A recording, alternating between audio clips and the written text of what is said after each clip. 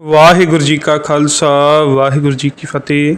ਸੰਤ ਬਾਬਾ ਅਤਰ ਸਿੰਘ ਜੀ ਮਸਤੂਆਣੇ ਵਾਲੇ ਮਹਾਂਪੁਰਸ਼ਾਂ ਦੇ ਜੀਵਨ ਦੇ ਵਿੱਚੋਂ ਸ਼ਬਦ ਦੀ ਸ਼ਕਤੀ ਅਤੇ ਸ਼ਬਦ ਦੇ ਅਸਰ ਨੂੰ ਪ੍ਰਗਟ ਕਰਨ ਵਾਲੀਆਂ ਅਨੇਕਾਂ ਘਟਨਾਵਾਂ ਮਿਲਦੀਆਂ ਨੇ। ਉਦਾਹਰਨ ਵਜੋਂ ਕੁਝ ਕੁ ਵਾਕਿਆਤ ਬੜੇ ਸੰਖੇਪ ਵਿੱਚ ਆਪ ਸਭ ਜੀ ਦੇ ਰੂਬਰੂ ਹਨ।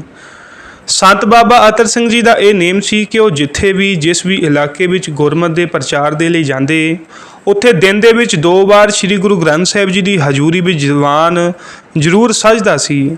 ਆਪ ਜੀ ਕੀਰਤਨ ਕਰਦੇ, ਸ਼ਬਦ ਪੜ੍ਹਦੇ ਅਤੇ ਸੰਗਤ ਤੋਂ ਵੀ ਧਾਰਨਾ ਦੇ ਵਿੱਚ ਨਾਲ ਪੜਵਾਉਂਦੇ। ਆਪ ਜੀ ਦੇ ਹਰ ਸ਼ਬਦ ਪਿੱਛੇ ਕੋਈ ਭੇਦ ਜਾਂ ਖਾਸ ਉਪਦੇਸ਼ ਹੁੰਦਾ ਸੀ। ਕਈ ਵੇਰਾਂ ਸੰਗਤ ਵਿੱਚ ਬੈਠੇ ਪ੍ਰੇਮੀਆਂ ਦੇ ਮਨ ਦੀ ਗੱਲ ਜਾਣ ਕੇ ਉਸ ਅਨੁਸਾਰ ਸ਼ਬਦ ਪੜ੍ਹਦੇ ਸਨ। ਸੰਸੇ ਵਾਲਿਆਂ ਦੇ ਸੰਸੇ ਮਿਟ ਜਾਂਦੇ, ਪ੍ਰਸ਼ਨ ਕਰਨ ਦੀ ਲੋੜ ਹੀ ਨਹੀਂ ਸੀ ਰਹਿੰਦੀ।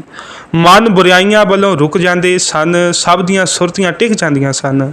ਇਕੱਲੇ ਦੁਕੱਲੇ ਵੀ ਜੇ ਕੋਈ ਪ੍ਰਸ਼ਨ ਕਰੇ, ਗੱਲਬਾਤ ਛੇੜੇ ਤਾਂ ਆਪ ਜੀ ਆਮ ਤੌਰ 'ਤੇ ਉੱਤਰ ਵਜੋਂ ਗੁਰਬਾਣੀ ਦੀ ਕੋਈ ਟੁਕਵੀਂ ਤੁਕ ਹੀ ਪੜ੍ਹ ਦਿੰਦੇ ਸਨ।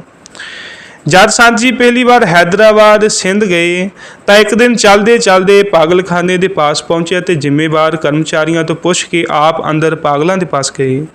ਪਾਗਲ ਅਵਾ ਤਵਾ ਬੋਲਦੇ ਹੋਏ ਸ਼ੋਰ ਮਚਾ ਰਹੇ ਸਨ। ਸੰਤਾਂ ਨੇ ਉੱਥੇ ਇਹ ਸ਼ਬਦ ਗਾਵਿਆ, ਪਿੰਗਲ ਪਰਬਤ ਪਾਰ ਪਰੇ ਖਲ ਚਤੁਰ ਕੀਤਾ। ਇਸ ਪਰ ਸਾਰੇ ਪਾਗਲ ਚੁੱਪ ਕਰਕੇ ਹੋਸ਼ ਵਿੱਚ ਆ ਗਏ ਅਤੇ ਸੰਤਾਂ ਨੂੰ ਮੱਥਾ ਟੇਕ ਕੇ ਬੈਠ ਗਏ। ਫਿਰ ਸੰਤ ਜੀ ਨੇ ਕਰਮਚਾਰੀਆਂ ਨੂੰ ਕਿਹਾ ਕਿ ਹੁਣੇ ਪਾਗਲ ਨਹੀਂ ਰਹੇ, ਸਭ ਨੂੰ ਘਰੀ ਪਹੁੰਚਾ ਦੇਵੋ। ਜੋ ਉਹਨਾਂ ਨੇ ਮੰਨ ਲਿਆ। ਜੋ ਬਰਿਆਂ ਤੋਂ ਪਾਗਲ ਸਨ ਹੁਣ ਸੰਤ ਜੀ ਦੀ ਉਸਤਤ ਕਰਦੇ ਹੋਏ ਆਪੋ ਆਪਣੇ ਘਰਾਂ ਦੇ ਵਿੱਚ ਵਾਪਸ ਪਹੁੰਚ ਗਏ।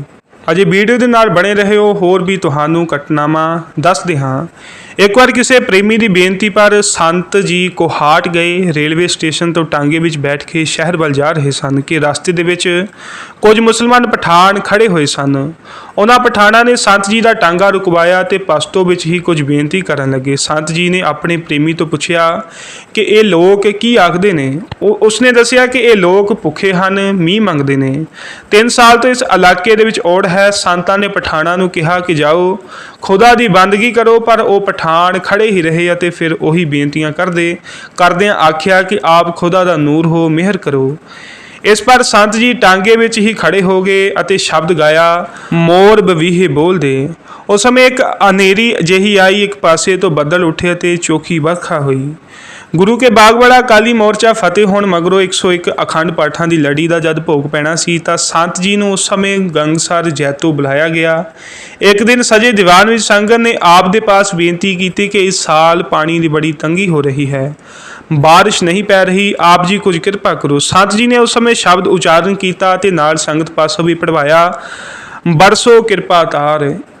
ਇਸ ਪਰ ਬਹੁਤ ਵਰਖਾ ਹੋਈ ਸੀ। ਉਸ ਸਮੇਂ ਮਾਲਵੇ ਦੇ ਇੱਕ ਪਿੰਡ ਦੇ ਬਾਹਰ ਪੰਡਾਲ ਦੇ ਵਿੱਚ ਦੀਵਾਨ ਸਜ ਰਿਹਾ ਸੀ। ਕਿਸੇ ਧਨਾੜ ਜ਼ਿਮੀਂਦਾਰ ਦਾ ਨੌਜਵਾਨ ਪੁੱਤਰ ਘੋੜੇ ਦੇ ਉੱਪਰ ਸਵਾਰ ਉੱਧਰ ਆ ਨਿਕਲਿਆ। ਹੰਕਾਰ ਦੇ ਵਿੱਚ ਭਰੇ ਹੋਏ ਨੇ ਸੰਗਤ ਅਤੇ ਸ੍ਰੀ ਗੁਰੂ ਗ੍ਰੰਥ ਸਾਹਿਬ ਜੀ ਦਾ ਆਦਬ ਨਾ ਰੱਖਿਆ ਅਤੇ ਉਸੇ ਤਰ੍ਹਾਂ ਘੋੜੇ ਦੇ ਉੱਪਰ ਬੈਠਾ ਰਿਹਾ। ਸੰਗਤ ਦੇ ਪਾਸ ਖੜਾ ਰਿਹਾ। ਜੋ ਸ਼ਬਦ ਸੰਤ ਜੀ ਉਸ ਵੇਲੇ ਪੜ੍ਹ ਰਹੇ ਸਨ ਉਹ ਪੂਰਾ ਕਰਕੇ ਫਿਰ ਆਪ ਜੀ ਨੇ ਸ਼ਬਦ ਗਾਇਆ, ਕਮਰ ਕਟਾਰਾ ਬਕੂੜਾ ਬੰਕੇ ਕਾ ਅਸਵਾਰ, ਗਰਵ ਨਾ ਕੀਜੈ ਨਾਨਕਾ ਮਤ ਸਿਰ ਆਵੈ ਪਾਰ। ਕੁਝ ਦੇਰ ਬਾਅਦ ਉਹ ਨੌਜਵਾਨ ਚਲਾ ਗਿਆ। ਅਜੇ ਥੋੜੀ ਦੂਰ ਹੀ ਗਿਆ ਸੀ ਕਿ ਕਿਸੇ ਕਾਰਨ ਉਸ ਦਾ ਘੋੜਾ ਤਰਵ ਕੇ ਦੌੜ ਭੱਜਾ, ਜਿਸ ਨੂੰ ਉਹ ਨੌਜਵਾਨ ਸੰਭਾਲ ਨਾ ਸਕਿਆ ਤੇ ਘੋੜੇ ਤੋਂ ਡਿੱਗ ਕੇ ਬੇਹੋਸ਼ ਹੋ ਗਿਆ। ਉਸ ਨੂੰ ਚੱਕ ਕੇ ਘਰ ਲਿਆਂਦਾ ਗਿਆ। ਜਦ ਹੋਸ਼ ਆਈ ਤਾਂ ਬੋਲਿਆ ਕਿ ਮੇਰੀ ਭੁੱਲ ਸੰਤ ਜੀ ਪਾਸੋਂ ਬਖਸ਼ਾਵੋ। ਉਸ ਦੇ ਸੰਬੰਧੀ ਉਸ ਨੂੰ ਦੀਵਾਨ ਹਾਲ ਵਿੱਚ ਲੈ ਗਏ ਅਤੇ ਉਸਨੇ ਹੱਥ ਜੋੜ ਕੇ ਸੰਤ ਜੀ ਦੇ ਪਾਸ ਆਪਣੀ ਭੁੱਲ ਮੰਨੀ। ਸੰਤ ਜੀ ਨੇ ਬਚਨ ਕੀਤਾ ਕਿ ਸਾਰੀ ਸੰਗਤ ਦੇ ਜੋੜੇ ਝਾੜੋ ਅਤੇ ਨੇਤਾ ਪ੍ਰਤੀ ਸੰਗਤ ਵਿੱਚ ਬੈਠ ਕੇ ਕੀਰਤਨ ਕਰੇ ਜਾਂ ਸੁਣੋ, ਗੁਰੂ ਬਖਸ਼ ਦੇਵੇਗਾ।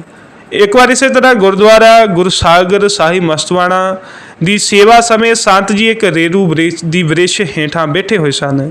ਇੱਕ ਦਿਨ ਆਪ ਜੀ ਉਸ ਦਰਖਤ ਨੂੰ ਸੰਬੋਧਨ ਹੋ ਕੇ ਕਹਿ ਰਹੇ ਸਨ, ਪ੍ਰੇਮੀਆਂ ਹੁਣ ਇਹ ਕੰਡਿਆਂ ਵਾਲੀ ਬਾਣ ਛੱਡ ਦੇ, ਇਸ ਦਰਖਤ ਦੀਆਂ ਲੰਮੀਆਂ ਸੂੜਾਂ ਸਭ ਚੜ੍ਹ ਗਈਆਂ ਨੇ, ਹੁਣ ਕੋਈ ਛੋਟਾ ਛੋਟਾ ਕੰਡਾ ਹੀ ਨਜ਼ਰ ਆਉਂਦਾ ਹੈ।